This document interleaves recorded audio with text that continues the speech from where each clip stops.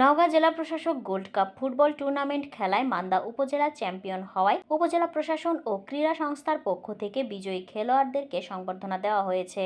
নওগাঁ জেলা প্রতিনিধি ওয়াসিম রাজু জানান, শনিবার সন্ধ্যায় উপজেলা জিমনেসিয়াম রুমে এই সংবর্ধনা প্রদান করা হয়।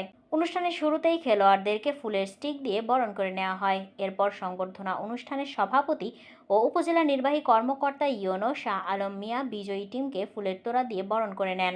উপজেলা নির্বাহী কর্মকর্তা ইউনো শাহ আলম মিয়ার সভাপতিত্বে ও প্রকল্প বাস্তবায়ন কর্মকর্তা আরিফুল ইসলামের সঞ্চালনায় সংবর্ধনা অনুষ্ঠানে উপস্থিত ছিলেন বাংলাদেশ জাতীয়তাবাদী দল বিএনপির নির্বাহী কমিটির অন্যতম সদস্য এম এ মতিন, মান্দা উপজেলা বিএনপির সাবেক সভাপতি মোখলেসুর রহমান মকে, সাধারণ সম্পাদক ডাক্তার ইকরামুল বারী টিপু, উপজেলা আবাসিক মেডিকেল অফিসার আরিফুল ইসলাম, নওগাঁ জেলা কর্ম পরিষদের সদস্য ইলিয়াস খান, মান্দা উপজেলা যুবদলের আহ্বায়ক নুরুল ইসলাম ও সিনিয়র যুগ্ম আহ্বায়ক আব্দুল জলিল সহ জামায়াত এবং বিএনপির বিভিন্ন পর্যায়ের নেতৃবৃন্দগণ। অনুষ্ঠান শেষে প্রত্যেক খেলোয়াড়কে নির্বাহী কর্মকর্তা ইউনো শাহ আলম মিয়া পুরস্কার হিসেবে নগদ অর্থ তুলে দেন।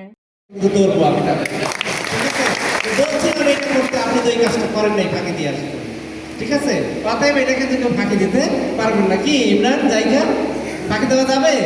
আমি কিন্তু এটা আদায় করে নেব। আর বিশেষ করে চেয়ারম্যান যারা আছে, একটু হাত খুলে সবার সাথে কাজ করতে হবে। ঠিক আছে, তবে এবার কিন্তু দেখেন চেয়ারম্যান সাহেব খুব খুশি, খুবই খুশি আমি যে আমার প্রত্যেকটা ইউনিয়ন পরিষদ স্বতঃস্ফূর্তভাবে এটাতে অংশগ্রহণ করেছে।